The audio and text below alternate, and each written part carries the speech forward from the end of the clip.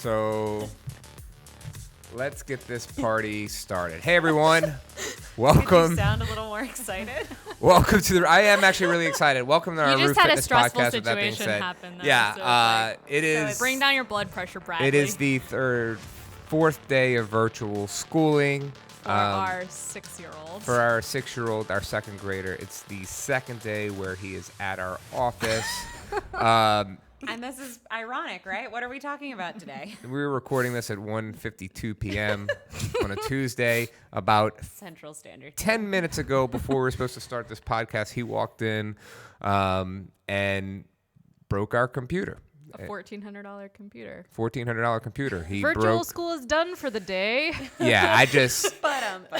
My reaction wasn't a good one. I was super stressed out. I just told Sarah, I said, like, how can I?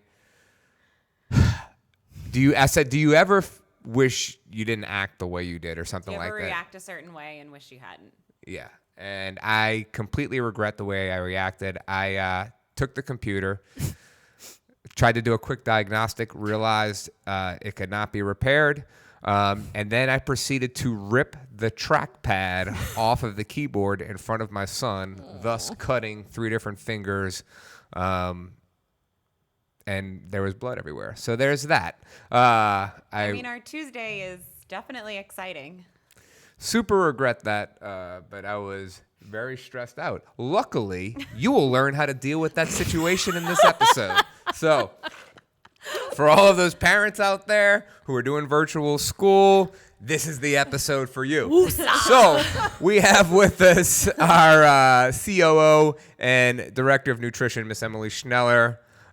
We have our content manager, high-level nutrition coach, Make everything beautiful. Make everything beautiful, Miss And Sarah not Altabello. a parent. And I am the mayor of this town, mayor of Roof Fitness, Bradley Schneller. Glad to have everybody You're here going to have to get today. a new bracelet with that title. I know. Yeah. You're going to have like a stack, Joe Burrow of, and then like 10 different things. Humble servant. Mayor. All that shit. So, All the way to your elbow soon. all right, y'all. I'm just excited because you haven't told me to be louder yet. Yeah, it's coming. It's coming for It's gonna sure. happen. It's coming for sure. So, Emily, what is stress? On that note, I mean, what Let's is go. stress? Let's get after Everybody it. knows what stress is. We don't need to define it. Everybody knows the feeling of being stressed and making choices that you would not rationally make otherwise. and I think we are kind of changing our view on what stress is, but I think so often stress was viewed as a very extreme thing, and now we recognize that it's pretty much any deviation from what you deem normal or in your routine. Yeah, and I think it's important to realize that stress is not going away, and not all stress is bad, to be perfectly honest. Some stress is good. I have that conversation a lot.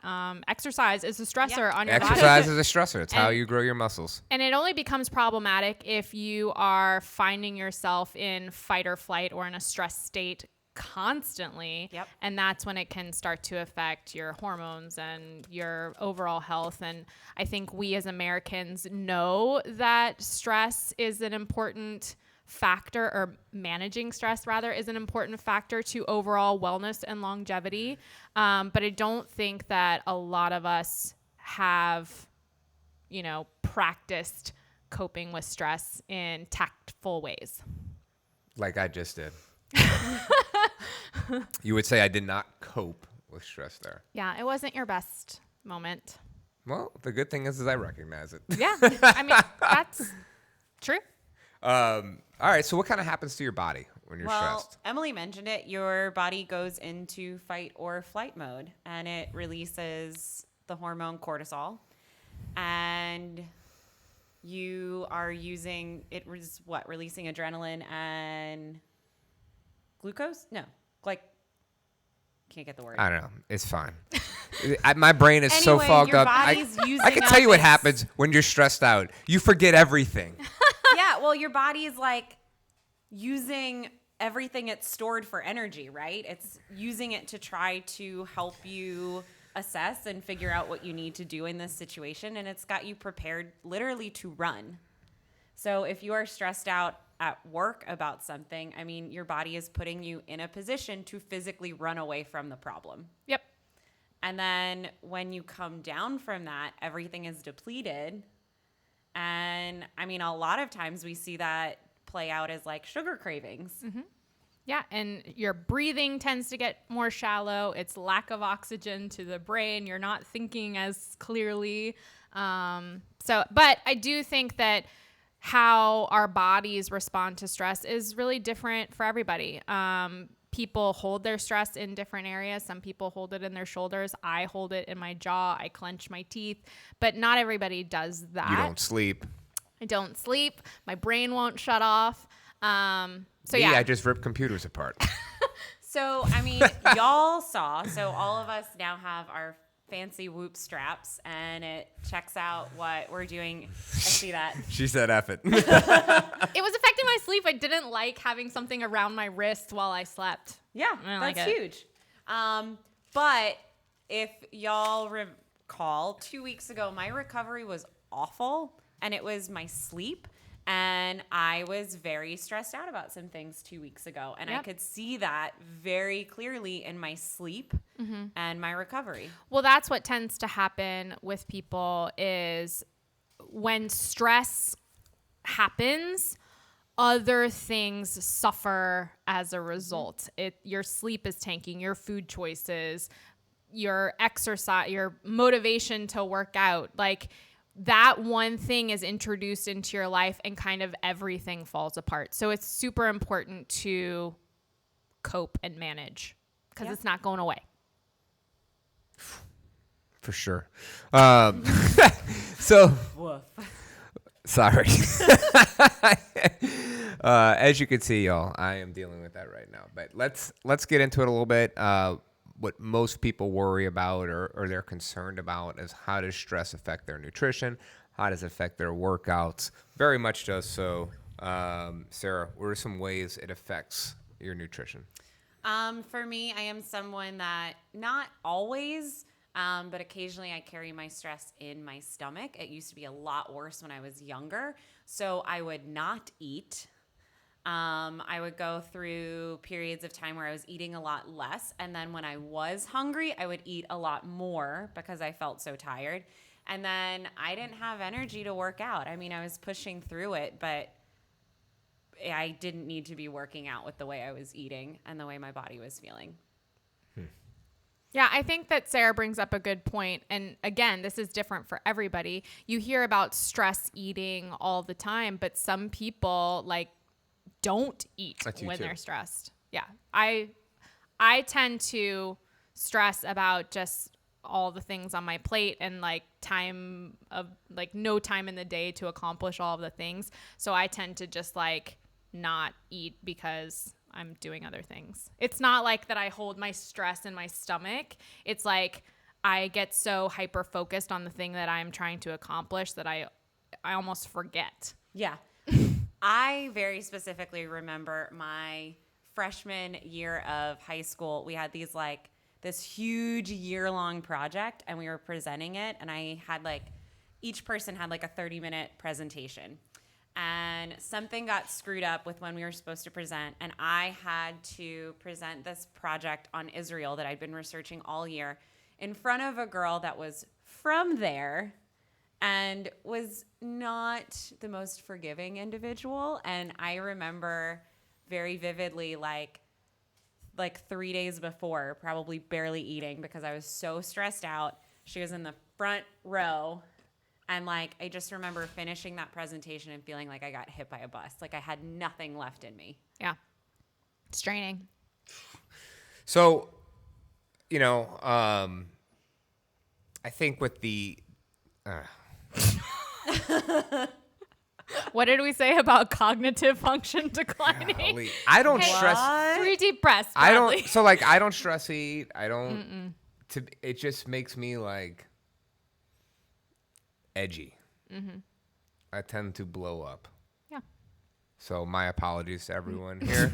But that happens too. People ask me, I'll come in and I'll coach in. I'll be coaching a workout, and somebody's like, "What's wrong?" Because you could tell. You could tell when I'm stressed out. I'm super I'm not as chill. I'm normally a very chill person. I don't let a lot get to me. When I stress, I'm ready to bite some heads off. If you were like an animal, I would see that like your fur is Yeah. like up.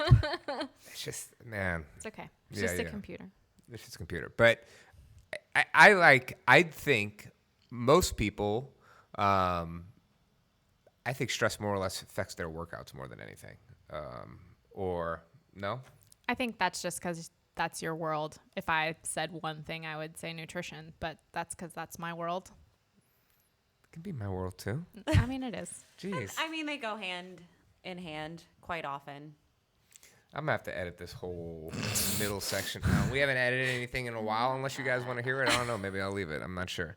But all right, let's talk about stress on the body. So, what are the big things? And Emily brought up that she holds it and she clenches her teeth. But that is one of the ways of the body. Stress, it increases muscle tension, which creates a negative effect on motor control. But the big thing about that is that it increases your risk of injury. So, and you could tell by your whoop if your recovery is super low and you're super stressed out, more susceptible to injury. But I think something that goes hand in hand with that is what I'm dealing with right now, which is a lack of focus and concentration. And if you were working out while thinking about a million other things and you have weight that you were dealing with, whoo, baby, watch out. Yeah. Right. And not only just like mishandling it, but whereas you might be super focused on how your back looks, you are probably not paying attention to that because your brain is full of other things. It doesn't have room for that. Distracted working out. It's like Yeah. texting on your phone when you drive. It's going to cause injuries and accidents. Yeah, absolutely. I mean, one of the other things we talked about with the nutrition or in the beginning was the increase of cortisol. And one of that, and that it really does, is it makes it harder to lose weight when you're super stressed out. We talk about that all the time. It's why it's one of the habits, minimizing stress, in our stacked coaching protocol. One of the things, though, that I always tell people, and this could be in your tips and tricks later, but I try to say, like, take the focus off of not trying to progress necessarily in a stressful state, and rather, let's just worry about maintaining. Yeah. Thoughts on that? Yeah. I think that, I mean, it takes some self-awareness, but maintaining in times of stress can be progress. I've had conversations with clients about that before. Yeah. I mean, everybody, and I'm going to go off here a little bit, but I want to say that everybody thinks that like progress should be linear, but it's not, right? Nope, it's never. peaks and valleys, peaks and valleys. And it's kind of like with the COVID cases right now, peaks and valleys. No, seriously, with reports. So as long as the trend is down, you're looking, or up, however you want to view it. But right. you know, like I was talking to one of our nutrition clients today, and I told her, I was like, you look great. And she said, oh, I had a discouraging week. I didn't lose any weight. And she's like, it was a terrible week, blah, blah, blah. And I was like, that's okay. Like, you can't expect to lose weight every single week. Progress does not look like that. Yep. Yeah. Progress is up and down, up and down, up and down, up and down. Yeah. That's the way it looks. In that case, progress might be not eating an entire sleeve of Oreos in one sitting because you've had a bad week. Right. And I think, too, recognizing progress in other ways aside from just the weight loss is important, too. Like, are you making different choices? Are you managing things differently in terms of stress or working out or mindset or relationships or like progress can show up in other areas aside from just how your body is responding and how it looks. Yeah. And while we put a lot of thought behind the data we collect, that's not all it is. There's more to it than just the numbers. It's how you're feeling. Yeah. It's your actions. It's your choices. I had a client email me the other day to tell me about a stressful situation that's happening in her life. But she was like, let me start off with this email with telling you all the good things that I'm noticing. Number one, me and my fiance are eating dinner together, talking instead of just in front of the TV or whatever. Like, she listed out all of these positive things that she is noticing. And I'm like, yes, you are realizing that this is more than just about the number on the scale, which I loved. That's awesome. So, Emily, talk us. You have a special 5-step strategy to help reach your goals while you're stressed out. I do. Let's jump into that. First of all, let me just say that I think it's important to do this not when you're in times of stress. It's important to do this when you are of sound body and mind, because when you're in times of stress, you're not making rational decisions, right? So it's important. What? I mean, I just ripped the computer apart and then chunked it across the room. So there's that. I didn't say that before. It can be very beneficial to do this strategy kind of in anticipation of stressful situations happening and decide how you are going to respond and react now when you're not stressed, so that when the stressful situation comes up, you have kind of something in your back pocket, a plan. Okay. So the strategy starts with just brainstorming things that could pop up that are stressful. Sometimes stress happens and it's completely unexpected. Like COVID was the most stressful time of my life when we shut down our business. I wouldn't have imagined that happening in a million years. But brainstorm, write it down. Writing things down is very transformative. Just brainstorm potential stressful situations that could happen in your life. Yeah, it's funny you say that. I remember I made some serious cash for a while babysitting when I was young. And I remember when I first what was your rate? Started. Oh, God, I don't remember. I was probably cheap as hell. It was also I always wonder how babysitters decide their rates. We had all these families in the neighborhood, so I would just bounce around all day. Like, I was like 13 working 8 hours a day at different houses. Nice. I made so much money. But I remember when I first started, I did that. And I didn't even realize that I was doing it at the time. I would like think about the kids I was going to be with, and I would be like, Mom, what should I do if X, Y, and Z happens? And she would be like, why? Has that happened before? And I was like, no, but it might. Oh. And how That's would good. I handle That's really it? good. And I used to do that all the time. Interesting. Yeah. See? So brainstorm what potential stressful situations could you be in. That could be, stressful situations with particular people that stress you out. It could be going back to the office after working from home for 6 months, whatever it is.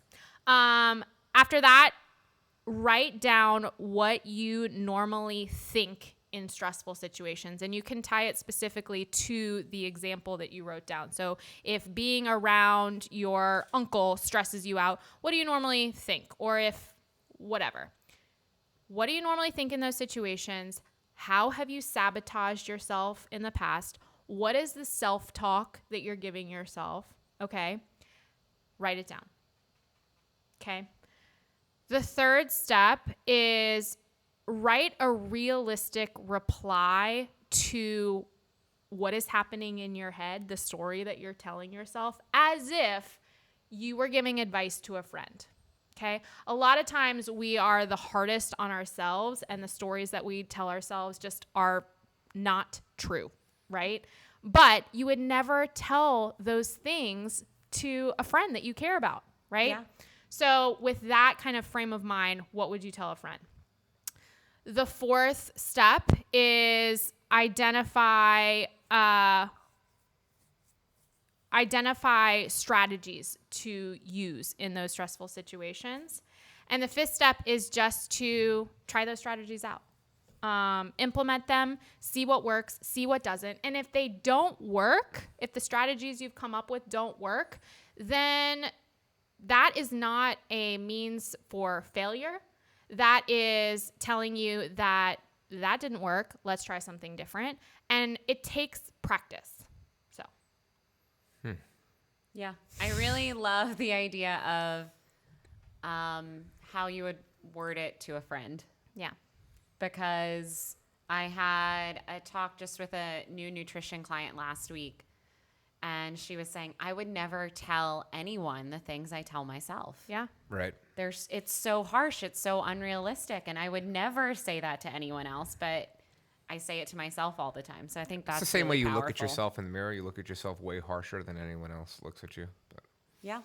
So if you are not a planner, like me. If you're not going to do that exercise Yeah, that if you're I just not said going and to do write that all those exercise, things down which and is an amazing brainstorm. exercise, and that is something that You would never do that exercise. I would never do that exercise.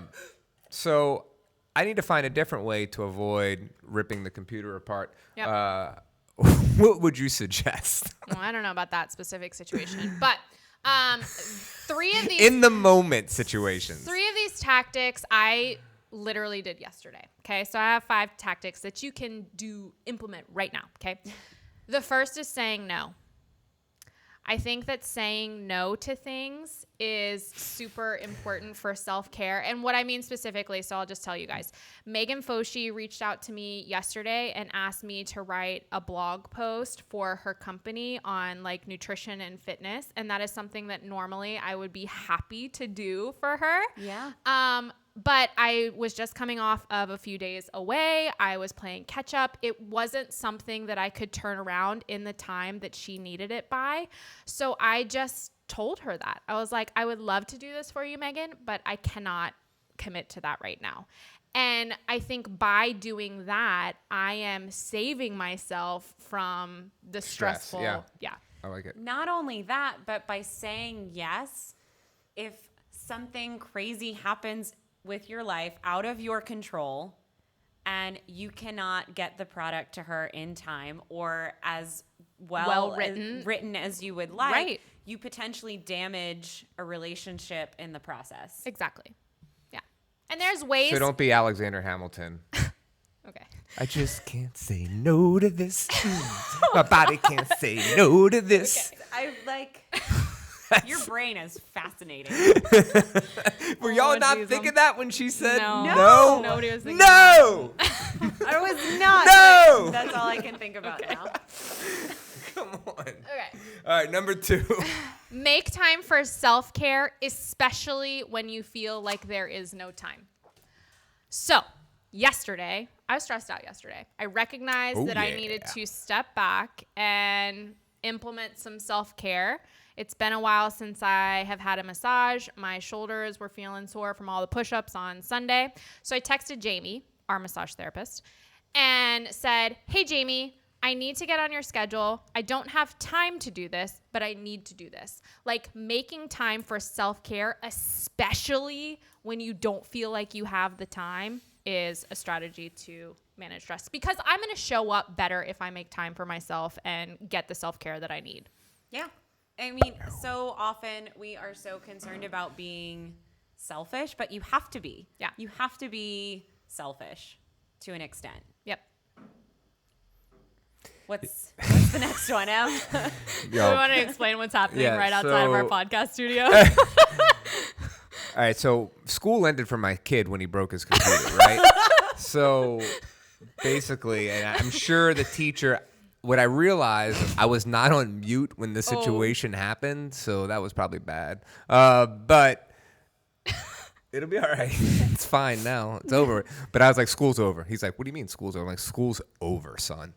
So Emily's like, oh, you want me to bring him to your mom and dad's? And I'm like, no. I want him to sit in the corner and figure something out to do till we are done here. He figured something out. Yeah, so what he basically did is he started painting or drawing pictures on a dry erase board, and now he's like setting up a studio so he can display them right outside of our door. So that's what's going on right now. So I don't know if you've been following along in your 24 minutes of this podcast, you can probably see that I am in a much better mood now than when we started, and my brain is functioning at a better level, at a higher level now than about 15 minutes ago. I mean, that's not something that I have written down, but that's another strategy to manage stress is like take a breath and walk away. Like try not to react in the moment. And it's even better if you can change the state of your body. So Tony Robbins talks about this a lot. Like when he's stressed, he'll go in his like cold dip pool that he has in the backyard. Yeah. Like you can take a cold shower, you can take a walk, you can exercise, but changing the state that your body is in a drastic way can help just make you feel better. Absolutely. Next one. Number 3. Number 3. Oh my gosh, all the Hamilton references. Ask for help. So I did this yesterday. I called my husband and I said, hey, I feel like I have a lot on my plate. Can you take some things away from me? And he said, yep. And so Because I just can't say no to this. Oh, it keeps getting better. Go ahead. Anyway, don't feel like you have to do everything yourself. Sorry, Jamie. Sorry. Jamie just walked out of the massage room and found the chair in the middle of the room. The display chair. Okay. All right. Fourth is to control your negative inputs. And when I say control, like remove them. And what I mean by that, if you turn on the news, it is negative, Boom. right? Yeah. I've been telling people left and right, get off Facebook. If you turn on Facebook right now, it is negative. So as much as possible, remove yourself from those negative inputs. My mom called me the other day and asked me about some current event, and I'm like, I don't even know what you're talking about. She's like, how do you not know? I'm like, I don't watch the news because it stresses me out. Yeah. So whether that's good or bad, it's something that I need to do to keep my sanity right now. I don't disagree. Fifth tactic, I guess sixth, is make your choices, your everyday choices, super boring for a while if you need to. Eat the same thing for breakfast, lunch, and dinner. Like, just take the thought process out of your day-to-day out. Sometimes things like having a capsule wardrobe or who always wore a black turtleneck, like that was to Steve Jobs. Steve Jobs, like that was to conserve brain power because he was so like involved in so many decision making. He never didn't had want to stress about what he was going to wear. Right. He didn't have to stress about what he was going to wear. He was just super boring about it. And you can use that in a lot of areas. Like, take the clutter, even the like mental clutter, out of your life. It's funny you say this, and that this is number 5. Gerald today was talking to me about how he had a bad week of eating. Yeah. And I'm like, well, what happened? And he's like, I just didn't have time to go to the store, and it kind of stressed me out to think about my grocery list. And I didn't want to make a grocery list. And I was like, dude, I buy the same stuff every week. Yeah. From the grocery store. Pretty much. Literally the same stuff. People are always every single week. One or two things might change. Right. Yeah. But same protein, same Yeah. vegetables. May texted me yesterday and asked me for my favorite beet recipe. Beets are my favorite carbs, y'all, if you didn't know. And You've never said that before in this podcast. Oh, okay. Well, I've said it before. Not on this podcast, maybe. But she asked me if I had a favorite beet recipe, and I don't cook with like elaborate recipes. I just don't. Like, we keep things super simple. It's good, but it's simple. It tastes good, but it's completely simple because following a recipe, honestly, stresses me out.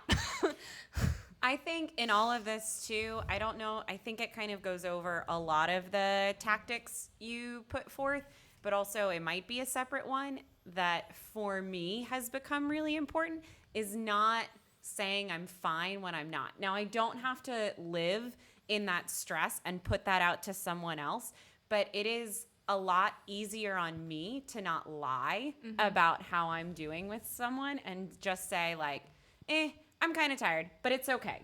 Yeah. Right. Like, it's okay that I feel this way. I can identify it and move on and deal with it later versus pretending that everything is like, no, I don't have to like live in it and call someone. Complain. Complain. Yeah. But like, it's okay when it's not okay. Yeah. And it's fine to say that. Yeah.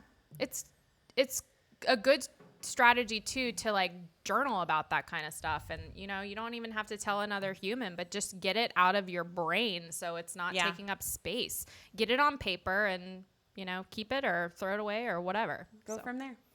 I love it. Well, I'll tell you what. If this didn't help anyone that's listening, it certainly helped me throughout this 30 minutes. I feel a lot better about it. I think I'm going to reconfigure my day a little bit differently because of what happened today.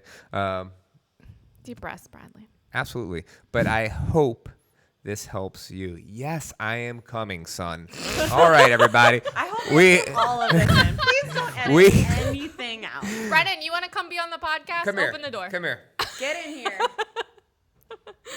Come here. Come say hi to all sit the in my people. lap. Come sit in my lap. Come here. Come say hi to your adoring audience. All right. All right, everybody. So Here's the culprit of my stress level. Brennan, say hi. Speak it to the mic. All right, so I'm going to just do this on air. Earlier today, when you broke the computer, I reacted really poorly to that, and I am very sorry about that. I'm still upset about what happened, but I should have handled that differently, okay? I love you. What do you have to say? Anything? All right. You had plenty to say when you were outside writing us notes. Now we're shocked. All right, y'all. Make sure to rate, review, and subscribe. Remember, 5 stars only, and only nice things to say. Please do have some nice things to say. Oh, do you realize you said that 3 times? It's like an ad for, I don't know, a medication. Nice things to say? Nice things to say. Oh, I don't know. But I hope you have some nice things to say. Perfect. Bye. Bye. Bye.